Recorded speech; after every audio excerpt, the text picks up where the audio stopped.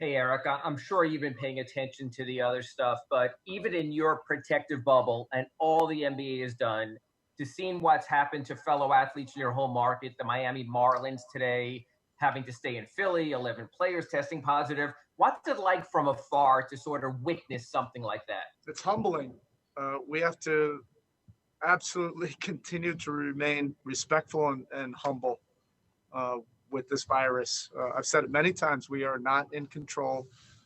We feel very confident about the plan and the depth of planning and thought that has gone into this operation here in this campus, this bubble. There was a lot of planning. I remember being on so many calls for weeks, and it's based on a great deal of science and an incredible amount of collaboration from the league, the Players Association, the organizations, and the leadership. From the NBA office and in particular Adam Silver. But no, you feel like as soon as you feel like you can relax or get comfortable, that something's going to happen. I still wake up every morning. The first thing I do is check my phone to wait for my text message from Jay Sable, just to get the news of the results of the testing. And I think that's just the way it's going to continue to be. And then from a basketball standpoint, just to ask the usual, anyone held out of practice, anyone possibly going to be held out of tomorrow's final scrimmage against the Grizzlies? Right now, everybody was able to go and planning on everybody being available. KZ is working through some of his tendonitis. So we've been measured with his last couple practices. But he was not available last game. He might be available tomorrow, but we'll just have to wait and see. Tim Reynolds, go ahead. So how do you want to handle Wednesday, Thursday, Friday? I mean, does it depend on what goes on tomorrow, or do you sort of have an idea of how you're going to handle it? I have an idea. I'm going to grab a glass of wine with my staff. We're going to map out, the next 3 days. Yeah. Got 2:00 tip tomorrow, a little earlier. And then, map that out. I mean, we have a pretty good idea what we're planning on doing, but, we want to make sure that we're managing and balancing the work and rest and prep. Typically, when teams get to this point in a normal season, you're not practicing a whole lot. Yeah. Here, that could change a little bit, just because you want to break up the monotony of an off day. I don't know. We're just going to have to get into these games and see how guys respond. In some ways, this feels like a normal training camp. You travel somewhere, you just get to dedicate all of your time together on the team and basketball and improving. And then you also realize this is not a typical training camp for all the pandemic reasons, but in regards to the playoffs, this is way more of a sprint. Training camp, you're preparing for 7 months and then gearing up. We're prepping, and 3 weeks from now we're going to be in the playoffs. That's a little bit different of something, a different scenario for us to really consider. Anthony Chang, go ahead. Hey, Spo, how have these past 2 days been for Bam, and does he feel more comfortable, I guess, entering tomorrow's scrimmage just to get some games in before Saturday? Yeah, he certainly does. He's had several good days now of really rock solid work. I'll talk to him again, but I'm going to start him tomorrow, play him, and then it won't be his full complement of minutes. We just want to continue to build, but he will play. Chris Mannix, go ahead. So the environment is obviously a variable in winning more than any other season before. I mean, are there tactics you employ as a staff and organization to, kind of keep these guys charged, keep them focused, when dealing with stuff like this? A lot of honest and transparent conversations about what our reality is because of the pandemic, that in many ways you can say that this is just normal and just focus on basketball, but it's not, particularly those of us families or, leaving home. And, there is something that you do have to at least manage, emotionally and mentally. But in many other ways, it's been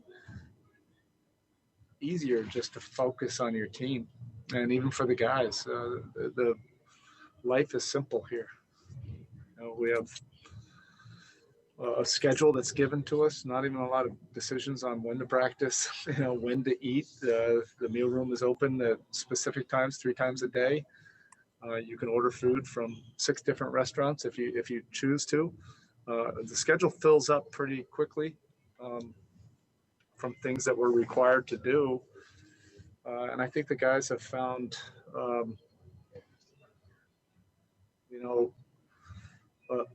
a unique level of focus where there's a lot less distractions and frequent opportunities just to focus on your team and continuity and getting better. Do you encourage them to get out during their spare time? Whether it's don't, it's almost like a parent, like don't stay in your room and play video games all day. Yeah. Do you encourage them to? Yeah. Every day I tell the guys, book some golf, go for a walk, go play the golf, soccer, football, golf. Some of the guys just roll their eyes. They would prefer just to be in the rooms playing video games, and a lot of the guys have taken me up on that and played golf. I think it's really good to get some vitamin D and get out there. But again, there's enough activities and enough things that we're doing every day, either meeting or just walking down to the meal room. It's not like just downstairs. So a lot of the guys are walking outside and enjoying the great Florida weather. Ethan Skolnick, go ahead. Erik, as you said, you've been able to focus on your own team. How much of the other scrimmages have you watched? How much have you paid attention to sort of the other teams in your conference, or is it just, let's get our team right here, before the season restarts? For a lot of this is like going away to sports camp. And then we have around the clock entertainment on TV to be able to watch basketball. We love this. This is an historic opportunity. We come back, you're able to throw on a game, and we're like the fans. We're just as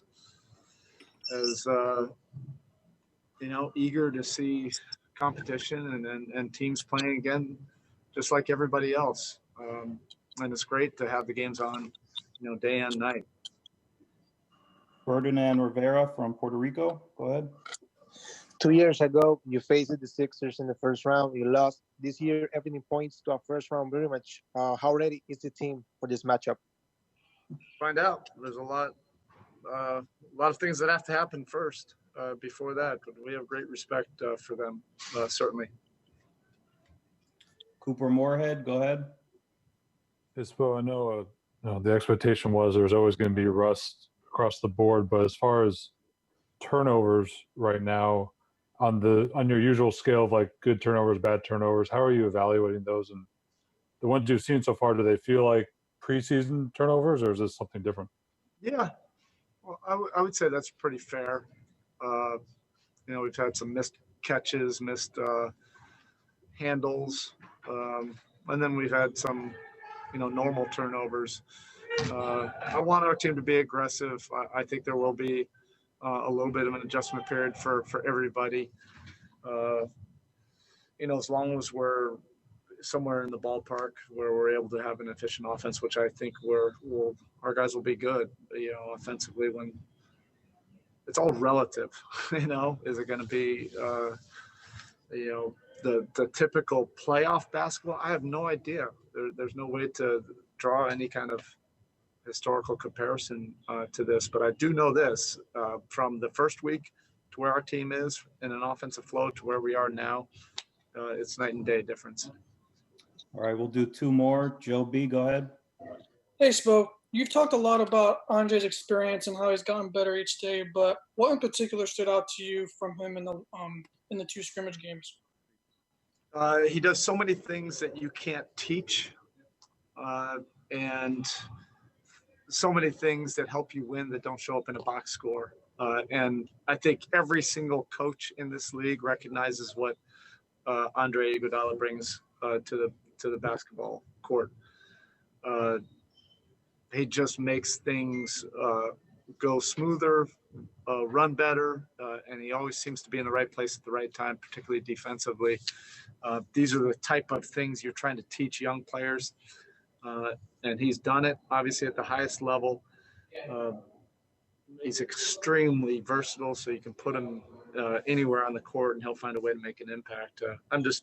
Everything that I thought about him, competing against him when he was in the East, he's every bit of that now, and his game ages extremely well because, you know, the Andre Iguodala that we faced when he was in Philly, the high flyer and throw lobs to him and everything, he might not be able to do that now, but all the other things, the intangibles, the winning plays, and his mind, that's super unique, and I don't see it as a coincidence why he was so important on those Golden State championship teams. And last question, Mateo Mayorga, go ahead. Last Monday, Jimmy Butler said the decision on dropping his nameplate on his jersey was still to be determined. Has the league office notified the team on their ruling regarding that, sir? I have not heard, but I hope that he's allowed to do that. One of the things I really respect about Jimmy is he brings a depth of thought to different subjects. And in particular with this, you know, he has a specific reason for it. And I hope the league allows him to do that. And I respect him, you know, for that.